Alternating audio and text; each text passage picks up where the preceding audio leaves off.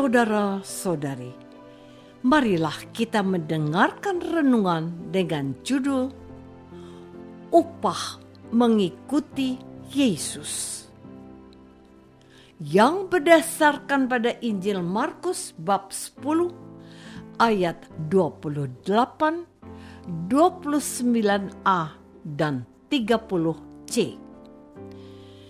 Berkatalah Petrus kepada Yesus, "Kami ini telah meninggalkan segala sesuatu dan mengikut Engkau." Jawab Yesus, "Aku berkata kepadamu, sesungguhnya setiap orang yang karena Injil meninggalkan rumahnya akan menerima hidup yang kekal." Dalam nama Bapa dan Putra dan Roh Kudus. Amin.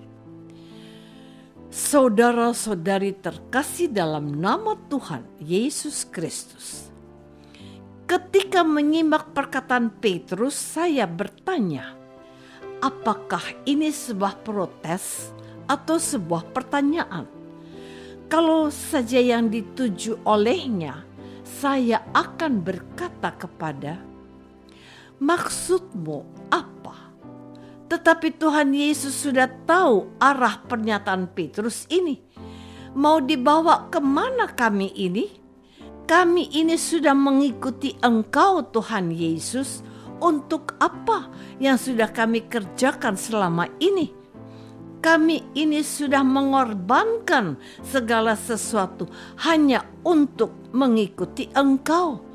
Apa upah kami? Kira-kira begitulah maksud pernyataan Petrus. Jawab Yesus, "Aku berkata kepadamu, sesungguhnya setiap orang yang karena Injil meninggalkan rumahnya dan segala sesuatunya akan menerima hidup yang kekal." Mengikuti Yesus alasannya harus jelas. Untuk apa mengikuti Yesus? Ikut ramai atau ikut-ikutan? Tuhan Yesus menyelipkan suatu motivasi dalam jawabannya hari ini. Karena Injil. Apa itu Injil? Yaitu kabar sukacita keselamatan yang dibawa oleh Yesus Kristus untuk menyelamatkan dunia dari dosa-dosa mereka.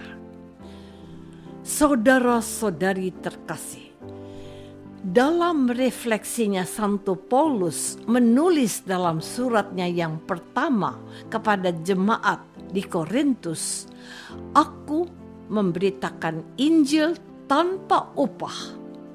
Sudah bisa memberitakan Injil saja itu sudah berkat yang luar biasa. Ketika seorang teman bertanya kepadaku, "Anda kelihatannya sangat bersemangat menulis renungan untuk Lumen 2000. Memang ada untungnya untuk Anda?" Saya menjawab hanya dengan mengutip kata-kata Santo Paulus, karena sesungguhnya saya juga tidak tahu mau ngomong apa. Kalau demikian, apakah upahku? Upahku ialah bahwa aku boleh memberitakan Injil tanpa upah dan bahwa aku tidak mempergunakan hakku sebagai pemberita Injil. 1 Korintus 9 ayat 18. Temanku itu terdiam dan menjawab WA-ku dengan tanda jempol.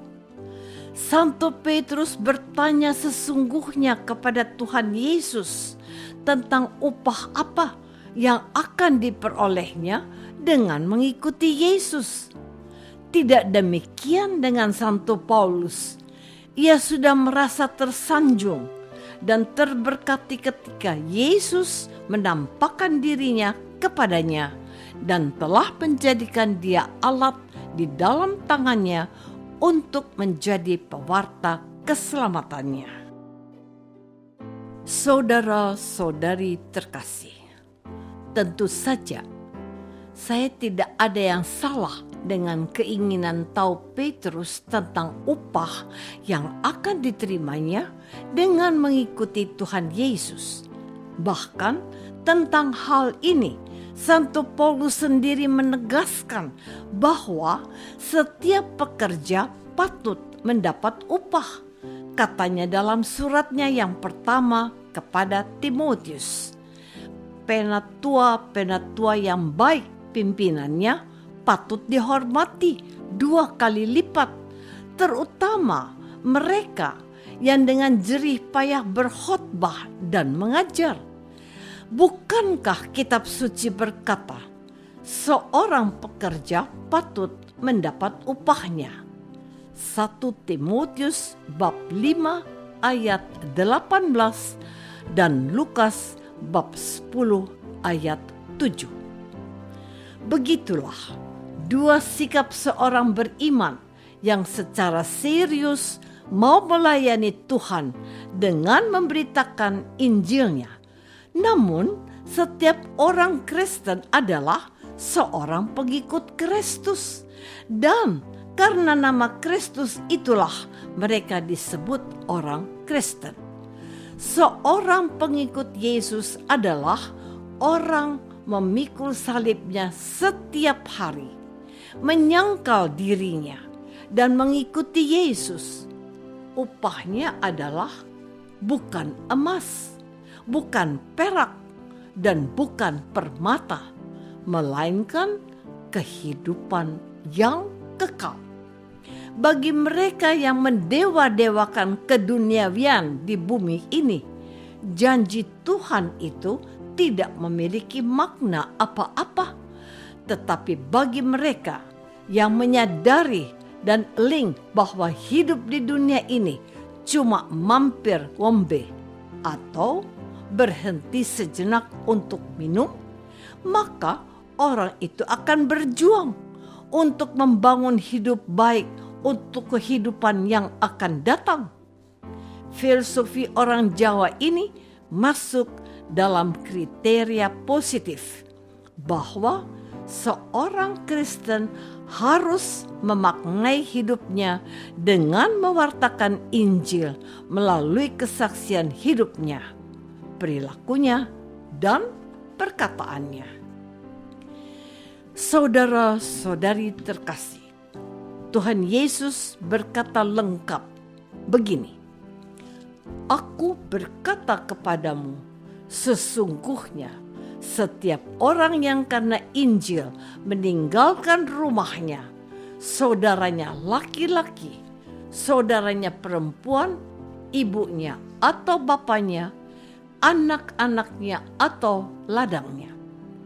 Orang itu sekarang pada masa ini juga akan menerima 100 kali lipat rumah, saudara laki-laki, saudara perempuan, ibu, anak, dan ladang, sekalipun disertai berbagai penganiayaan, dan pada zaman yang akan datang ia akan menerima hidup yang kekal. Apa yang hilang dan dipersembahkan untuk Allah akan diganti 100 kali lipat. Dengan mengikuti Yesus, seseorang akan menerima hidup yang kekal. Sesuatu yang tidak pernah dilihat oleh mata, didengar oleh telinga, dan tidak pernah timbul dalam hati manusia. Itulah yang disediakan Allah bagi mereka yang mengasihi Dia. Mungkin masih ada tanya dalam hati kita seperti Petrus, apa yang akan aku peroleh? Atau Anda akan bersikap seperti Paulus, upahku bahwa aku boleh memberitakan Injil tanpa upah, sebab Tuhan sudah menyediakan upah bagiku, yaitu hidup yang kekal. dapat memandang wajah Allah dari muka ke muka. Itulah kegenapan kerinduanku. Berbahagia bersama Allah dan memandang wajah-Nya yang mulia. Apakah aku akan siap sedia mewartakan Injil Tuhan dalam hidupku sehari-hari? Marilah kita berdoa. Bapa yang Maha Baik, kami bersyukur bahwa kami telah Kau berkati dan Kau panggil menjadi pengikut Putra-Mu, Tuhan kami, Yesus Kristus. Berilah kami semangat untuk mewartakan Injil-Nya dalam hidup kami setiap hari, demi Kristus Tuhan kami. Amin. Semoga kita semua selalu dinaungi dan dibimbing oleh berkat Allah yang Maha Kuasa. Dalam nama Bapa dan Putra dan Roh Kudus. Amin.